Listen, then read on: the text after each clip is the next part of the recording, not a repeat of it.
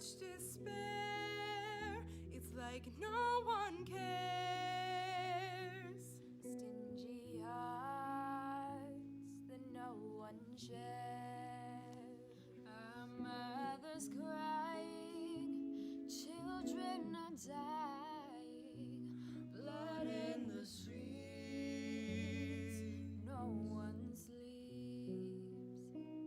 We want it all, but we won't fall down. It's not enough to be non-racist. We must be anti-racist. Angela Davis. When Colin Kaepernick knelt, they said, "This is not the right way to protest." When MLK marched in Selma, they said, "This is not the right way to protest." When people marched in the streets of South Africa during the apartheid, they said, "This is not the right way to protest." There is no right way to protest because that's what protest is. It can't be considered right by the system that it's protesting. Trevor Noah. Hello, my name is James Ogilvy, and today I will be declaiming an excerpt of the poem Wise We Americans by Amiri Baraka. In this poem, he explains all the injustices done to the African American community and how we still haven't gotten the reparations we deserve. All the lives and all the opportunities that have been taken from us without us even having a say relate to the current events regarding police brutality. Though it hasn't always had a name, the Black Lives Matter movement is something we've been fighting for since the beginning, and I hope through this poem I can inspire you to join the movement and take a stand against racial discrimination. Now, Wise We Americans. What I want is me, for real. I want me and myself, and what that is what it be, and what I see and feel and who is me. What it is who it is, and when it me, it's what it be. I'm gonna be here if I want. Like I said, self-determination. But I ain't come from a foolish tribe. We wants the mule, the land. You can make it 300 years of blue chip stock in the entire operation. We want to be paid in a central bank, the average worker farmer wage for all those years we gave it free. Plus, we want damages for all of the killings and the fraud, the lynchings, the missing justice, the lies and frame-ups, the unwarranted jailings, the tar and featherings, the character and race assassinations, historical slander, ugly caricatures. For every Sambo step-in fetch-it flick, we want to be paid for every hurtful thing you did or said, for all the land you took, for all the rapes and all the Rosewoods and Blackwall streets that you destroyed, for all the miseducation, job loss, the segregated shacks we lived in, the disease that ate and killed us, for all the mad police that drilled us, for all the music and the dances you stole, for all the styles, the language, the hip clothes you copped, the careers you stopped. All of these are suits, specific litigation, as represent we be like we, for reparations for damages paid to the Afro-American nation. We want education for all of us and anyone else in the Black Belt hurt by slavery. For the native peoples and even them poor white peoples that you show all the time as funny. All them Abners and Daisy Mays, them Beverly Hillbillies who never got to know no Beverly Hills, who never got to Harvard on their grandfather's wills. We want reparations for them, right on. For all the Mexicans whose land you stole, for all of North Mexico you call Texas, Arizona, California, New Mexico, Colorado, all that, all that, all that, all that. Over these past couple of months, our foundation has been shaken. Not just by a pandemic that stole too many of our loved ones, upended our daily lives, and sent tens of millions into unemployment, but also by the rumbling of the age-old fault lines that our country was built on. The lines of race and power that are now once again so nakedly exposed for all of us to grapple with. So if any of you are scared or confused or angry or just plain overwhelmed by it all, If you feel like you're searching for a lifeline just to steady yourself, you are not alone. Michelle Obama. Good afternoon. I'm Mark from Class 6. The past few months may seem like a sort of apocalypse, with the coronavirus wreaking havoc and racism becoming ever more exposed and prevalent in America. In addition to the pain and anger these things have caused, for me and probably many others, it's triggered a sense of uncertainty. So, I chose to read this excerpt from Maya Angelou's The Pulse of Morning, because it highlights that in these uncertain times, natural objects such as the rock, the river, and the tree can be very grounding, as they can relate to everyone on Earth and therefore keep us accountable to just be human. I encourage you to listen closely to see what power and meaning these words hold for you. Without further ado, an excerpt from The Pulse of Morning by Maya Angelou. Today I call you to my riverside, if you will study war no more. Come, clad in peace, and I will sing the songs the Creator gave to me when I, and the tree, and the rock were one.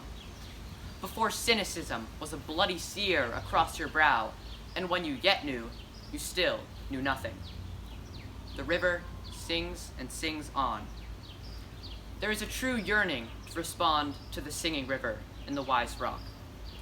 So say the Asian, the Hispanic, the Jew, the African, the Native American, the Sioux, the Catholic, the Muslim, the Greek, the French, the Irish, the rabbi, the priest, the sheik, the gay, the straight, the preacher, the privileged, the homeless, the teacher. They all hear the speaking of the tree. They hear the first and last of every tree speak to humankind today. Come to me, here beside the river. Plant yourself beside me. Each of you, descendant of some passed-on traveler, has been paid for. You, who gave me my first name, you Pawnee, Apache, and Seneca, you Cherokee nation who rested with me, then forced on bloody feet, left me to the employment of other seekers, desperate for gain, starving for gold. You, the Turk, the Arab, the Swede, the German, the Scot, you, the Ashanti, the Yoruba, the Kru, bought, sold, stolen, arriving on a nightmare, praying for a dream. Here, root yourselves beside me. I am that tree planted by the river, which will not be moved. I, the rock, I, the river, I, the tree, I am yours. Your passages have been paid. Lift up your faces. You have a piercing need for this bright morning dawning for you. History, despite its wrenching pain, cannot be unlived, but if faced with courage, need not be lived again. Here on the pulse of this new day, you may have the grace to look up and out and into your sister's eyes, into your brother's face, your country, and say simply, very simply, with hope, good morning. The Black Lives Matter movement is a continuation of the work of many freedom riders and activists that came before us. And they married their activism and their protest with the pursuit of legislation, because we know that every inequity and injustice that we see playing out today was put into place by legislation. So, in the same way that we have through draconian laws, through discriminatory laws that codified hurt, we can codify healing. Ayanna Pressley. This February, 25-year-old Ahmaud Arbery was shot while going on a jog in Glynn County, Georgia. After his death, NPR asked its listeners to send in their reactions in the form of a poem. The piece I am about to declaim incorporates over 30 voices nationwide. For this reason, I am sure that each and every one of you will find a part of this poem that resonates with you. and now running for your life.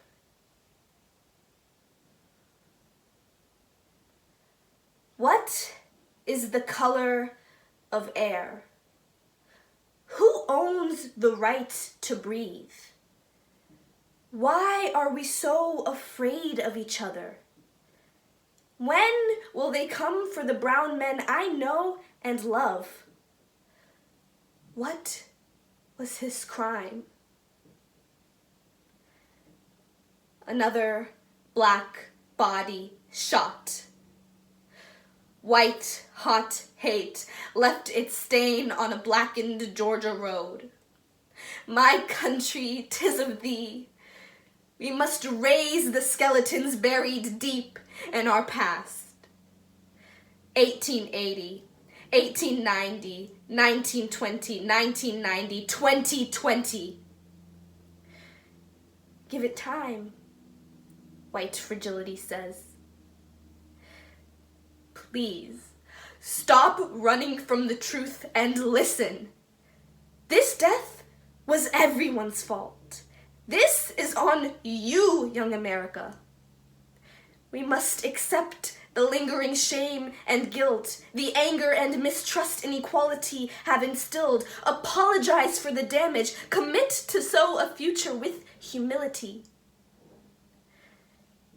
While we await such a day, let us say your name, Ahmaud Arbery.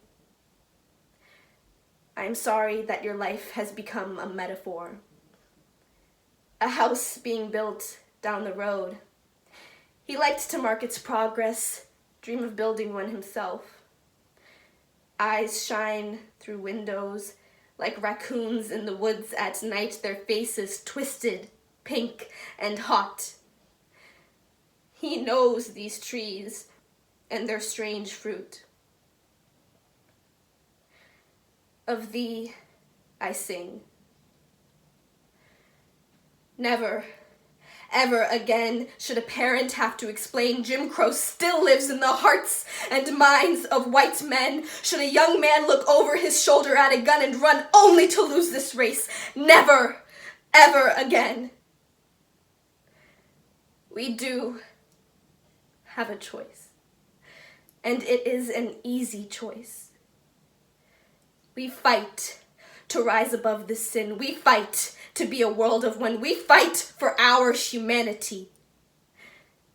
Because after leaves fall, they cannot be reattached to the tree. Because broken hearts still beat. Because justice peeks her head around the corner and hopes the door doesn't slam.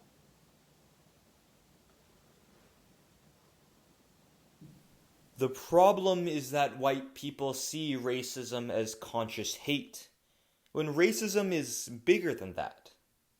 So while I agree with people who say no one is born racist, it remains a powerful system that we're immediately born into. It's like being born into air. You take it in as soon as you breathe. It's not a cold that you can get over. There is no anti-racist certification class. It's a set of socioeconomic traps and cultural values that are fired up every time we interact with the world. It is a thing you have to keep scooping out of the boat of your life to keep from drowning in it. I know it's hard work, but it is the price you pay for owning everything. Scott Woods. Hello everyone. My name is Jack Trapanick, and today I will be declaiming a piece by Dr. Martin Luther King Jr. entitled The Other America, delivered at Stanford University in 1967. The excerpt I have selected specifically addresses the matter of rioting, as at the time of its delivery, America was similarly embroiled in riots and protests of much the same kind as today's. As you listen, I hope this piece reminds you that while systemic oppression and inequality may persist well into our time, so too will the multitudes of those willing to fight it. and now MLK's The Other America.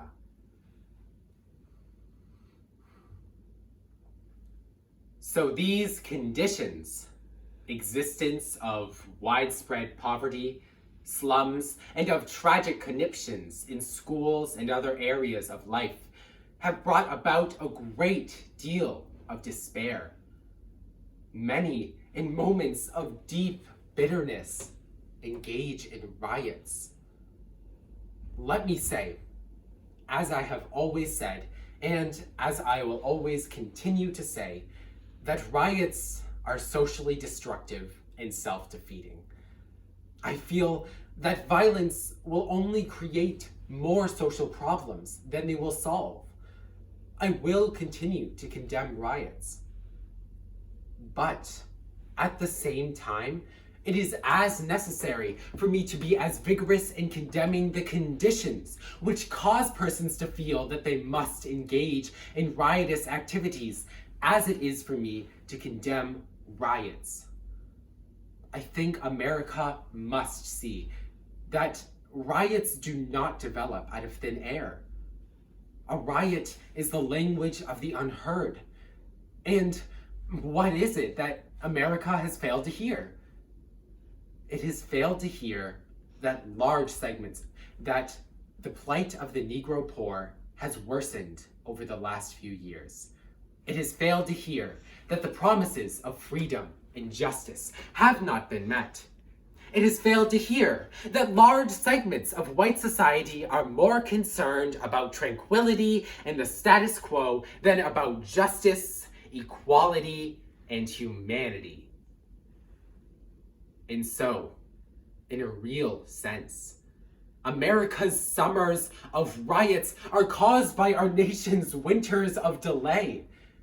And as long as America postpones justice, we stand in the position of having these recurrences of riots over and over again. Social justice and progress are the absolute guarantors of riot prevention. Thank you. Racism in America is like dust in the air. It seems invisible, even if you're choking on it, until you let the sun in. Then you see it's everywhere. As long as we keep shining that light, we have a chance of cleaning it wherever it lands. But we have to stay vigilant, because it's always still in the air. Kareem Abdul-Jabbar. Hello, today I'll be declaiming a piece by Martin Luther King Jr. from his Stanford 1967 speech, The Other America. Now let me go on to say that if we are to deal with all the problems that I've talked about, and if we are to bring America to the point that we have one nation, indivisible, with liberty and justice for all, there are certain things that we must do. The job ahead must be massive and positive. We must develop massive action programs all over the United States of America in order to deal with the problems that I have mentioned.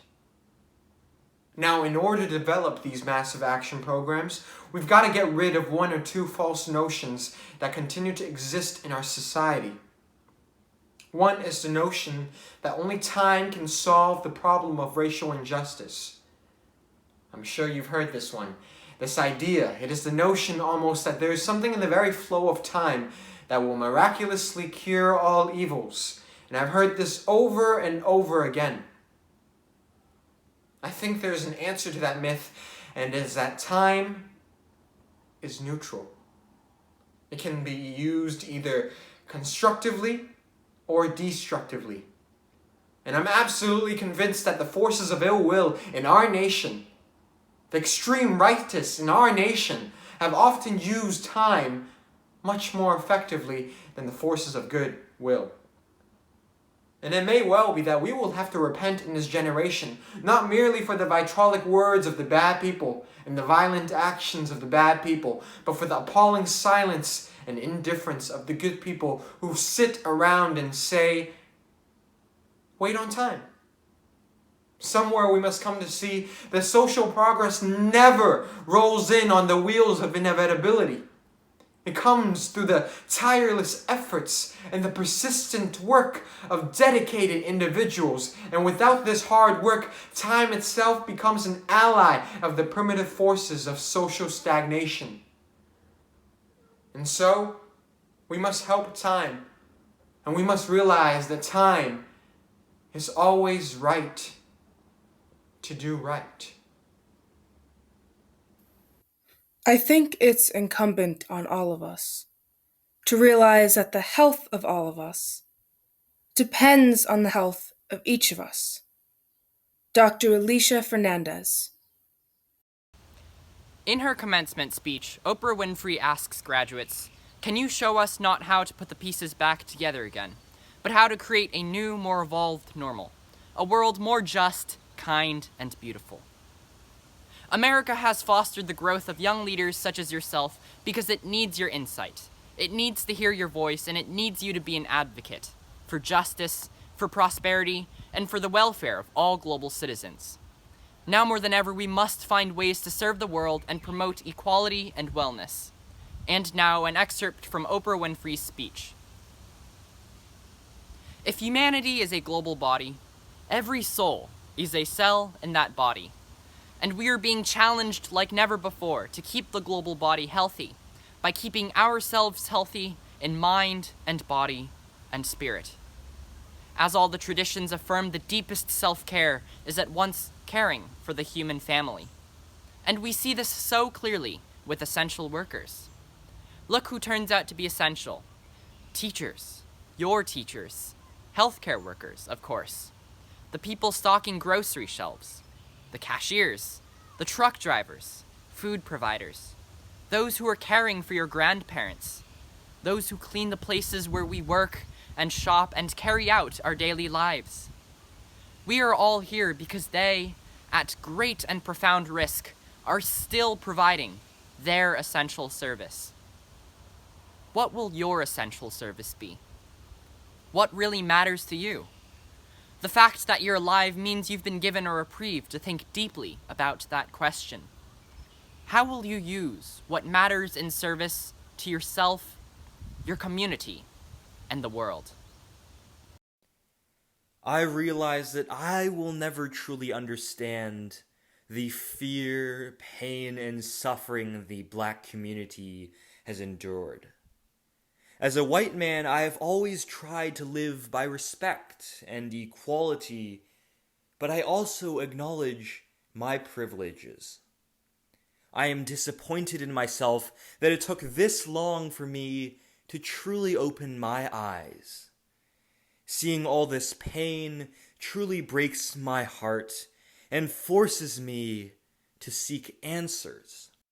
And going forward, I want to listen, educate myself, and stand up for the black community.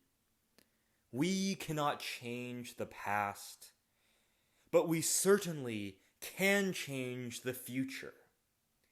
It needs to be more than a simple Instagram post. Let's take real actions.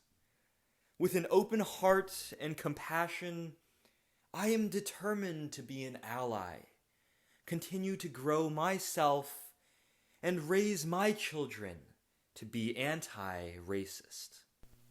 Patrice Bergeron.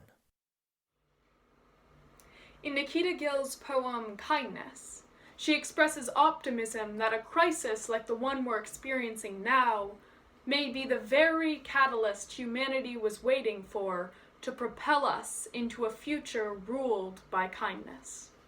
Now, Kindness by Nikita Gill. And maybe this is how we learn the value of kindness. When the whole world is like a small child with a fever, trying her very best to make herself feel better, maybe we find our unity in the near losing of everything, where we have no choice but to depend upon each other. This is what it takes to realize we are in this together. A man helps someone he dislikes because they are in danger. A neighbor delivers groceries to everyone ill on her street. Old friends forgive each other. Stop acting like they are strangers. Maybe this time the revolution arrives dressed as kindness. People helping each other despite their differences, understanding truly that without the aid of others, we would be all alone in this. Thank you. We are together in this. Our human compassion binds us the one to the other, not in pity or patronizingly, but as human beings who have learned how to turn our common suffering into hope for the future. Nelson Mandela. Hi, my name is Eileen Shaw and I'm from Class 6. Today I will be declaiming Greta Thunberg's address at the UN Climate Change Conference on December 11th, 2019. In her speech, Greta notes the lack of action from authority to combat climate change and urges the people to unite and act, because there is hope. Under the current circumstances, especially over the past few weeks, hope is what we need to have. I have been fortunate enough to be able to travel around the world. And my experience is that the lack of awareness is the same everywhere, not the least amongst those elected to lead us. There is no sense of urgency whatsoever. Our leaders are not behaving as if we were in an emergency. And without that sense of urgency, how can we, the people, understand that we are facing a real crisis? And if the people are not fully aware of what is going on, then they will not put pressure on the people in power to act. And around it goes. In just 3 weeks, we will enter a new decade, a decade that will define our future. Right now, we are desperate for any sign of hope. Well, I'm telling you, there is hope. I have seen it, but it does not come from the governments or corporations. It comes from the people. The people who have been unaware but are now starting to wake up. And once we become aware, we change. People can change. People are ready for change.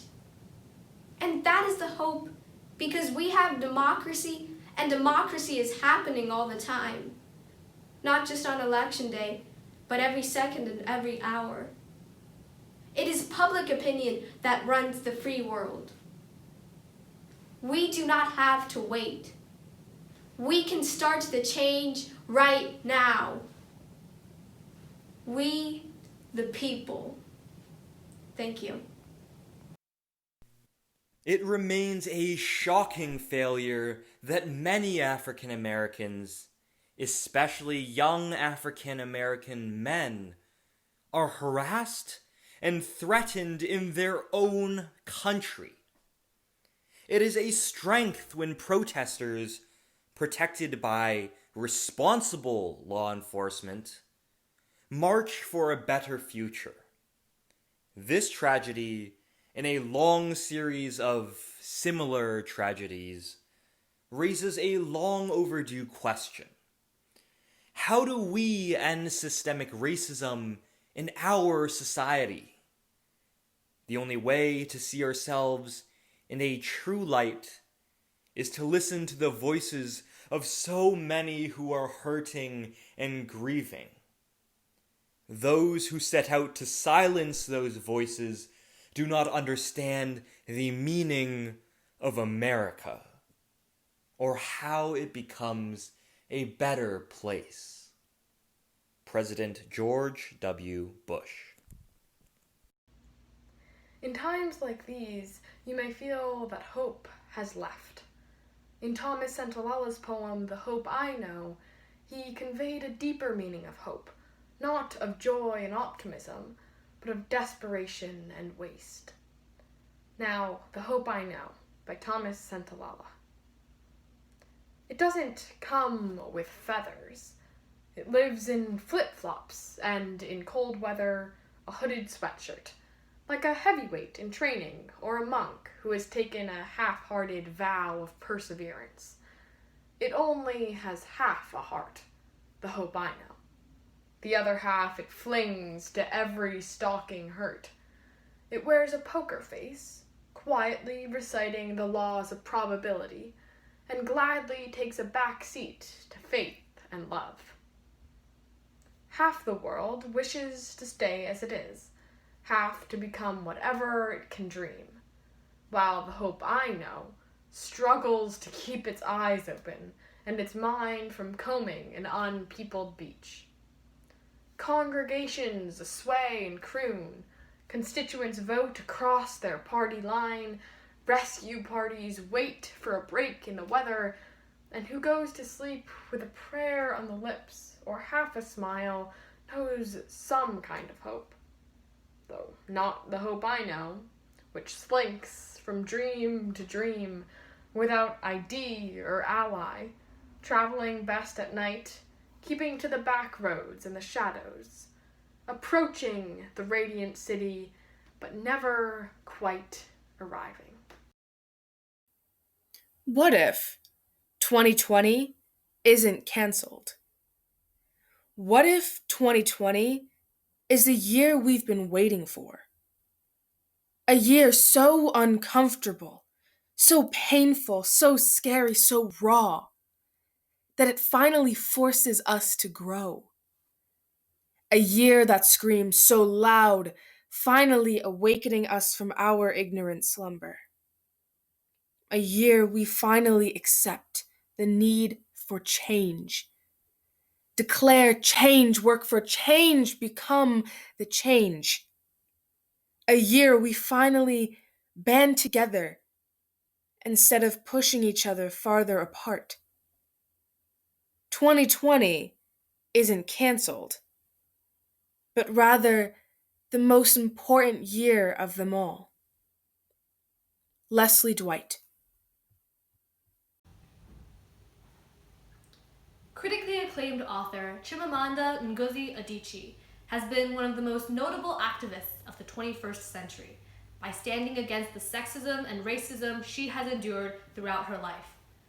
Her message, ever the more relevant in 2020, serves as a call to action for all of us to take a stand against the systemic racism and institutional corruption that still exists in our society. Young voices, she argues, bring hope for change. And now, an excerpt from the commencement address at Williams College, delivered on June 4th, 2017, by Chimamanda Ngozi Adichie.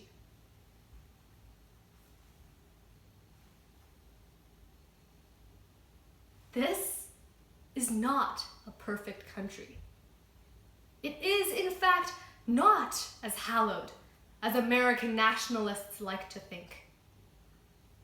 But it was built on an idea that is humane and beautiful and very much worth perfecting. What America will become now lies in the hands of your generation. You cannot be complacent. You cannot afford to become complacent because democracy is fragile. To keep a just society just requires resilient and resistant people who believe in the true idea of America and in the idea of truth and in the idea of just laws, and who will constantly and consistently take a stand for social justice. To paraphrase something I heard recently, be ashamed to die until you have taken one stand that benefits humanity. I'd like to end with this line from Emily Dickinson. Hope is the thing with feathers. It makes me imagine hope as something both breakable and forceful. May you always be propelled by hope. Thank you.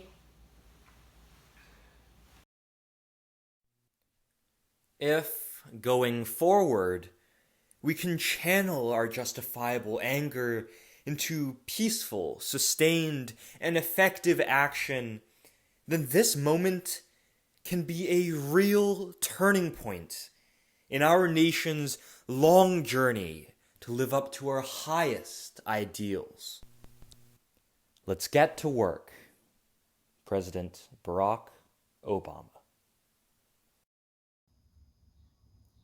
Boston Latin School, the first public school in the United States, and a symbol of our ongoing commitment to democracy and education.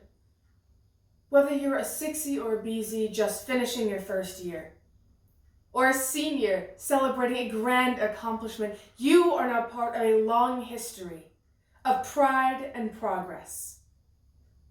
As fraught as our school may be, we have never failed to rise to the occasion and become part of something far greater than us. Over 120 years after our founding, our founding fathers, many of whom were BLS graduates and BLS students, embarked on a mission the world believed was destined to fail.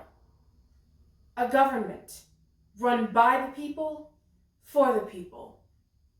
A nation united under the ideals of life, liberty, and the pursuit of happiness. So began the great American experiment.